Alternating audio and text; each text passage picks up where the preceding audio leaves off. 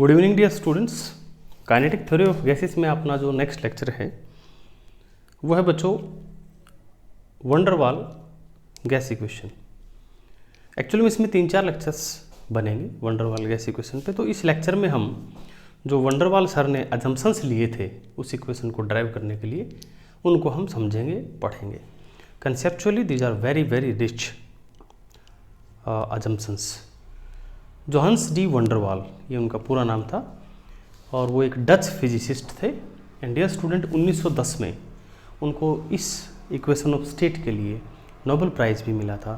और वो जो इक्वेशन ऑफ स्टेट है एक्चुअल में वो अजम्पशंस ही है, because the equation of state is derived on the basis of these assumptions. और ये जो इसके अजम्पशंस हैं they are actually very revolutionary assumptions, क्योंकि जो काइनेटिक थ्योरी ऑफ गैसेस था उसमें जो हमने अजम्पशंस लिए उसके बेसिस पे हमने बहुत सारी चीज़ें ड्राइव की। चाहे वो law of equipartition of energy था, जैसे आपने पढ़ा होगा E = 3/2 kBT, that was on the basis of assumptions of kinetic theory of gases. तो इन्होंने उन अजम्पशंस को चैलेंज किया और उनके ऑपोजिट अजम्पशंस लिए, क्योंकि क्या था कि जो गैसेस थे at low pressure and high temperature पे तो वो काइनेटिक थ्योरी ऑफ गैसेस के अजम्पशंस पे खरे उतरते थे, लेकिन नॉर्मल कंडीशंस में रूम टेम्परेचर पे बहुत सारी ऐसी गैसेस थी जो उस इक्वेशन ऑफ स्टेट को ओबे नहीं करते थे। वो हमने इससे पहले लेक्चर में डिस्कस भी किया था। Now dear student, let's comes to the assumption which were taken by sir Johannes D van der Waals. प्यारे बच्चों, सबसे पहला इन्होंने अजम्पशन लिया था कि जो गैस के जो मॉलिक्यूल्स हैं उनका जो साइज है that is finite. Kinetic theory of gases में कहा गया था कि आप एक गैस के मॉलिक्यूल का जो साइज है उसको इग्नोर कर सकते हो। तो जस्ट ये हमने कह दिया है अजम्पशन में कि उनका साइज फाइनाइट है। इसका क्या कंसीक्वेंस है? इसका कंसीक्वेंस सुनिए बच्चों। जैसे according to our kinetic theory of gases, ये मान लीजिए हमारे पास कोई गैसियस सिस्टम है प्यारे बच्चों, तो इसमें जो मॉलिक्यूल्स हैं they are point like, and point like means you can ignore the size of molecule, and if you ignore the size of molecule, अगर आपने एक मॉलिक्यूल का साइज इग्नोर किया तो आप 2 का भी करेंगे, 3 का भी करेंगे, सभी का करेंगे। तो उससे क्या होता है कि एक मॉलिक्यूल के घूमने के लिए ये पूरी जगह अवेलेबल, यानी V वॉल्यूम इज अवेलेबल एक मॉलिक्यूल के लिए। जितना कंटेनर है उसका वॉल्यूम पूरा का पूरा अवेलेबल है। लेकिन जो वंडर वाल सर है वो अजम्पशन में क्या कहते हैं कि साइज इज फाइनाइट।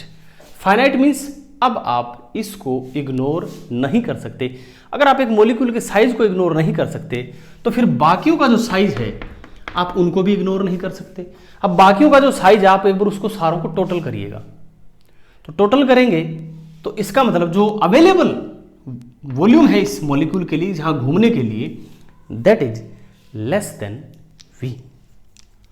तो प्यारे बच्चों लेस देन V, ये हमारा वंडर वाल गैसेस कहता है, ये हमारा काइनेटिक थ्योरी ऑफ गैसेस कहता है। तो पहला जो अजम्पशन है उसने कहा कि एक मॉलिक्यूल V वॉल्यूम में नहीं घूम सकता, क्योंकि आप मॉलिक्यूल का साइज इग्नोर नहीं कर सकते।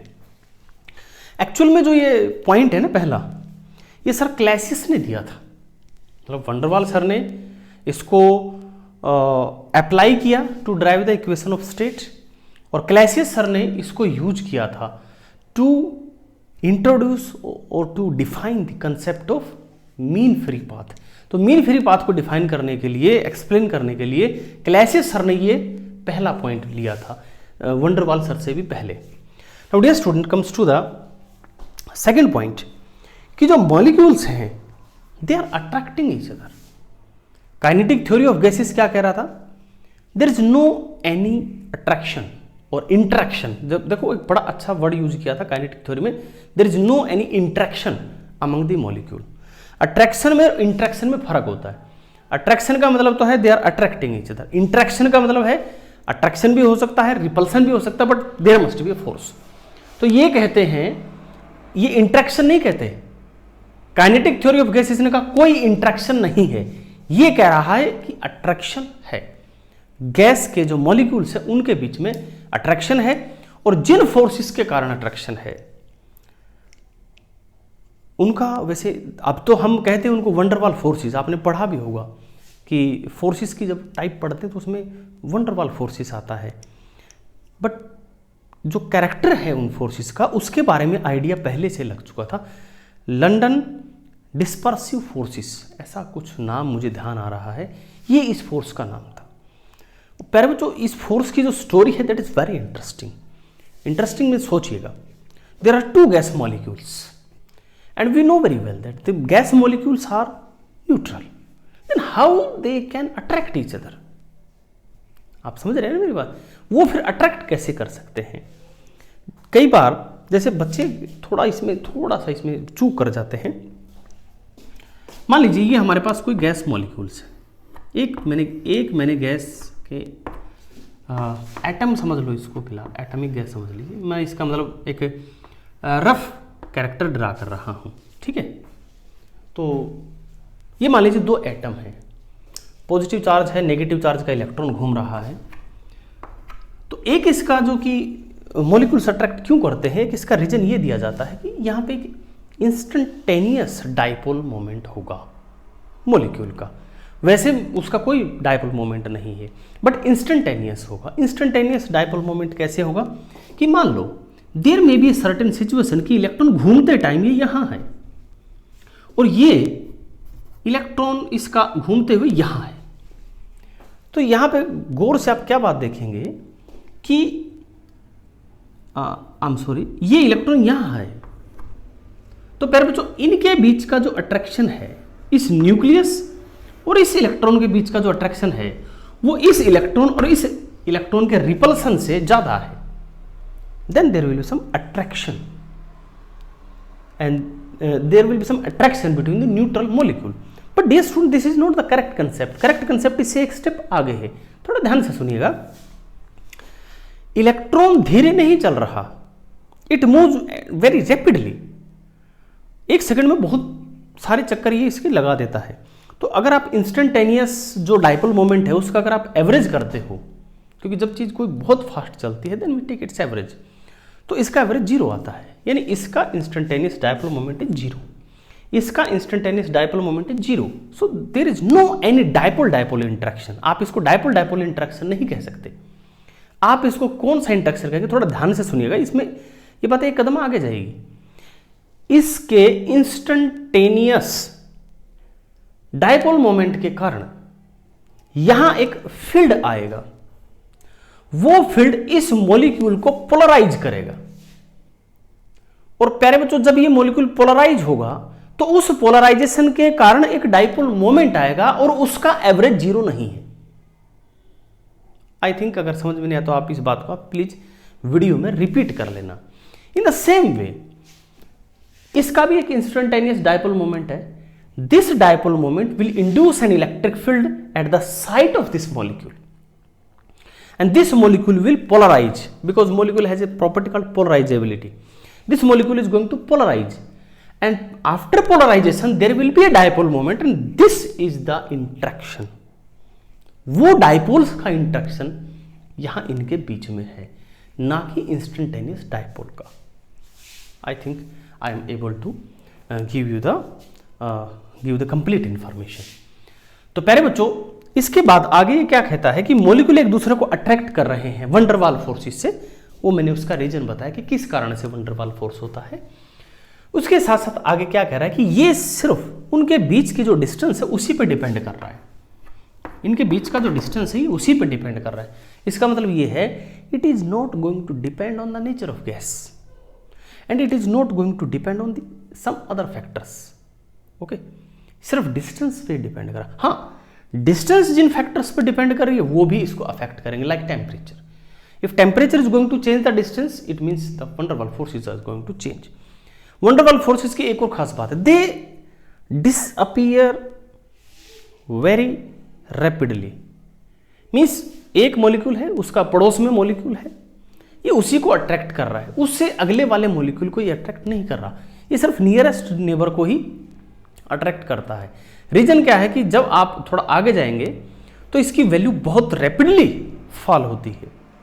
और प्यारे बच्चों, due to this interaction there is some potential energy. ये भी ध्यान से सुनना क्योंकि जब हमने काइनेटिक थ्योरी ऑफ गैसेस किया था, तो in the case of kinetic theory of gases we have ignored the concept of potential energy, we have just considered the kinetic energy of molecule, कि there is no any kind of interaction, so there is no any potential energy.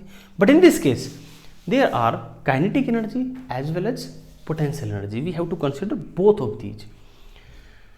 Next dear student, जो collisions होंगे इनके molecules के with the wall with each other, one molecule is colliding with each other. आगे ये क्या बोल रहा है कि इसमें फाइनाइट साइज है और पॉइंट साइज है. Point size kinetic theory of gases कहता है, फाइनाइट साइज वंडर वाल कहता है. तो ये कह रहा है कि दोनों ही साइज के मॉलिक्यूल का जो कोलिजन है दैट इज एग्जैक्टली सेम. यानी वंडर वाल एक प्रकार से indirectly supporting that assumptions which were taken in the kinetic theory of gases. But difference क्या कह रहा है कि भले ही हम जिस मॉलिक्यूल की बात कर रहे हैं उसका फाइनाइट साइज है, भले ही उसका फाइनाइट साइज है, लेकिन कोलिजन का जो रूल है वो वैसा ही ओबे कर रहा है जैसा काइनेटिक थ्योरी ऑफ गैसेस में किया था. और यहाँ ओबे क्या कर रहा है, means collisions are elastic, means there is no any loss of kinetic energy due to the collision between molecule and the wall और अमंग द मॉलिक्यूल्स. ठीक है, उससे फर्क नहीं पड़ रहा, kinetic energy is conserved. And dear student, the last is the molecular density is small. देखिए बड़ा सुंदर लहजे में एक लाइन में बहुत गहरी बात यहाँ पे कह गए हैं, द डेंसिटी इज स्मॉल. कमाल है, सोचिएगा ये बात तो उन्होंने भी कही है काइनेटिक थ्योरी ऑफ गैसेस ने. उन्होंने क्या कहा है कि मॉलिक्यूल के बीच में डिस्टेंस जो है उसके खुद के साइज से बहुत ज़्यादा है. तो ये डेंसिटी इज स्मॉल, यानी वंडर वाल एक्चुअल में क्या कर रहे हैं, वहाँ के जो अजम्पशंस हैं उनको मॉडिफाई करके यहाँ दिख रहे हैं, बाकी के अजम्पशन काइनेटिक थ्योरी वाले ही ले रहे हैं. फिर ये अजम्पशन सेम लगता है, कई बार हमें लगता है कि भाई ये अजम्पशन क्यों लिया, डेंसिटी इज स्मॉल, वो तो काइनेटिक थ्योरी ऑफ गैसेस भी कह रहा है. बच्चे उसमें इसमें फर्क है. ठीक है, ध्यान से सोचिए क्या फर्क है. यहाँ फर्क ये है कि the gas is not going to be a liquid, यानी गैस अपने लिक्विफिकेशन के पास नहीं है. यहाँ डेंसिटी लो का मतलब ये है. And dear student, why the gas is not near the liquefaction. Dear students, यहाँ जो ये फोर्स है van der Waals force, it has a very you can say very peculiar character.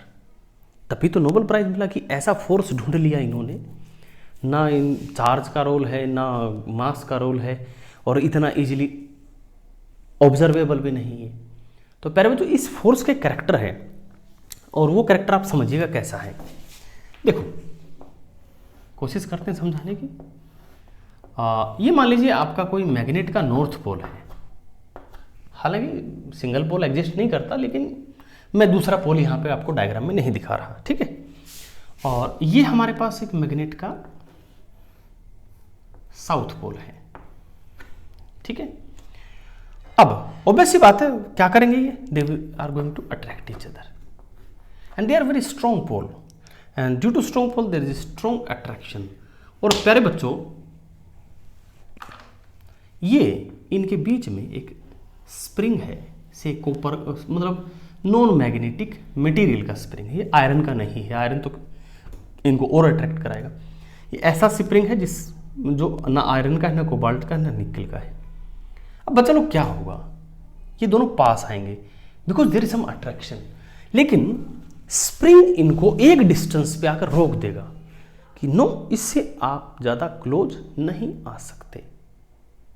यानी यहाँ दोनों चीजें हो रही, दूर दूर है तो अट्रैक्ट कर रहे हैं, अट्रैक्ट करेंगे, स्प्रिंग नहीं रोकेगा, लेकिन जैसे ही वो अट्रैक्ट करते करते स्प्रिंग पे आएंगे, स्प्रिंग दबेगा, स्प्रिंग एक रिस्टोरिंग फोर्स अपोजिट इन पे लगाएगा, वो रोक देगा, नहीं भाई इससे ज़्यादा पास नहीं आ सकते. The same is the situation with the gas molecules which is actually imagined by van der Waals sir.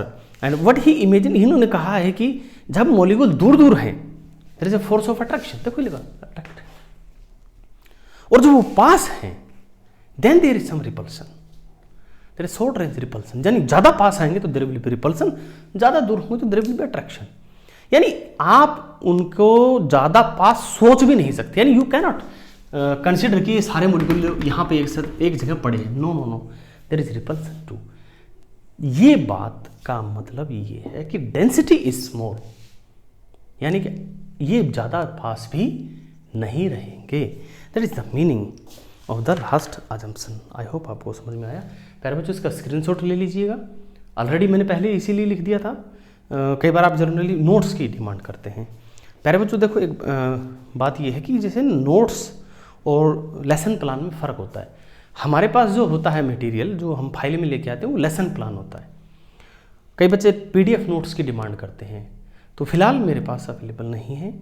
और ये जो बोर्ड पे बन गए, ये नोट्स ही आपका, आप इसको अच्छे से नोट करिएगा। फेयर कॉपी में अलग अलग कलर से लिखिएगा, बड़े सुंदर तरीके से लिखिएगा, और वो आपका नोट्स तैयार हो जाएगा। Thanks for watching the video बच्चों।